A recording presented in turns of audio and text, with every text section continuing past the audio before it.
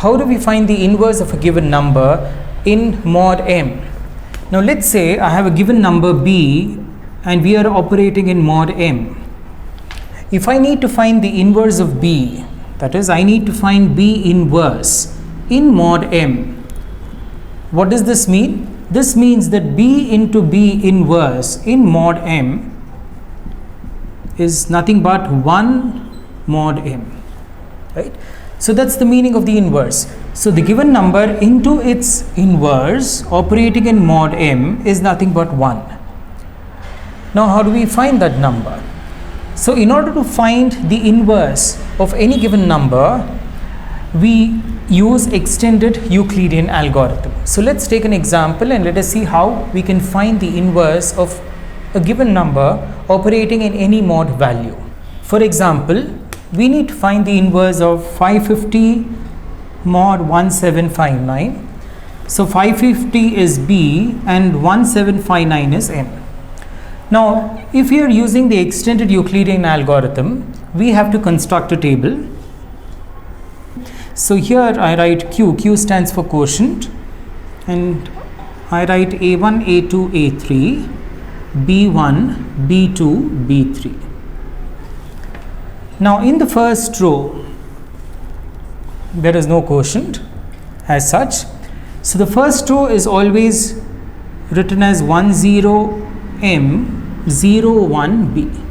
So you fill in the first row for the values of a1, a2, a3, b1, b2, b3 with 10m and 01b. So you have 1, 0, what is m? 1759, 01b is 550.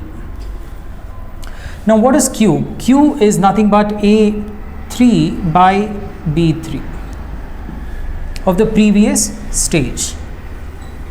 So a3 by b3, 1759 divided by 550 gives me 3. So I get 3 here.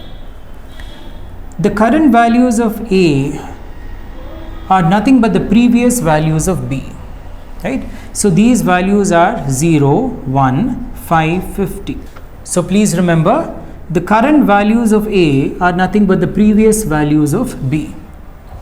Now in order to calculate the current values of b1, b2, b3, so to find the current value of b1, b2, b3, b1 is previous value of a1 minus current q into previous value of b1. So this is previous and this is current.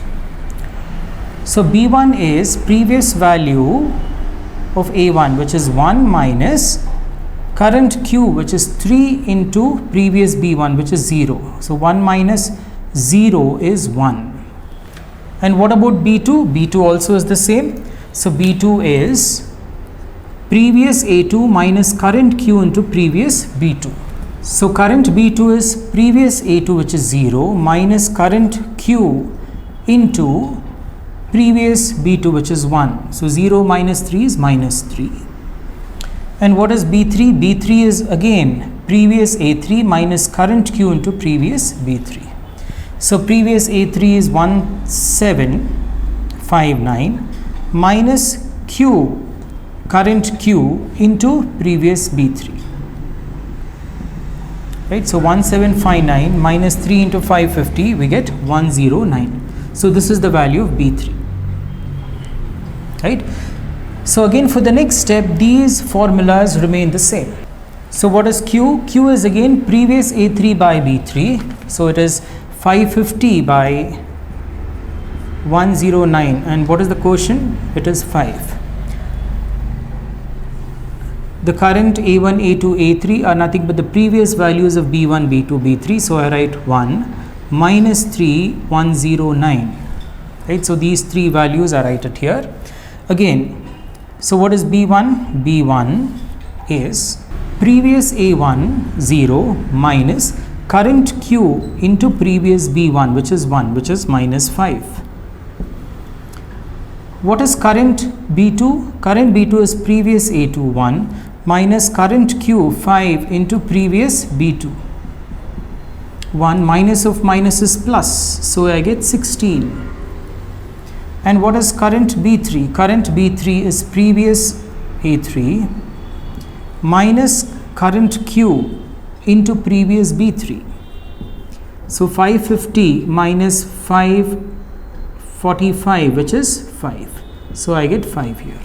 Next, what is the current value of Q? Previous A3 by B3. So it is 109 by 5. So you get 21. The current values of A1, A2, A3 are the previous values of B1, B2 and B3. So what is current B1? Current B1 is previous A1 minus current Q into previous B1. So 1 minus into minus is plus. 21 into 5 is 105. So you get 106. What is B2? The current B2 is previous A2 minus current Q into previous B2. So minus 3 minus 336, which is minus 339. So you get minus 339. And what is current B3? Current B3 is previous A3 minus current Q into previous B3. So 109 minus 105 is nothing but 4. So you get 4 here. So now what is the next Q value? Again A3 by B3, which is 5 by 4. Quotient is 1. The current values of A1, A2, A3 are the previous values of B1, B2 and B3. Now what is current B1? Current B1 is previous A1 minus current Q into previous B1. So minus 5 minus 106 is minus 111. It is minus 111. So what is current B2? Current B2 is previous A2 16 minus current Q into previous B2. So minus into minus is plus. So 16 plus 339. So 16 plus 339, we get 355. And what is current B3? Current B3 is previous A3 minus current Q into previous B3. So 5 minus 4 is 1. So where do we stop? So we basically stop when the value of B3 becomes equal to 1. So here in this step, the value of B3 is 1. So we stop here. And what is the inverse? The inverse is B2. So when B3 is 1, the B2 value is the inverse of B. So therefore 550 into 355 in mod 1759 is nothing but 1 mod 1759.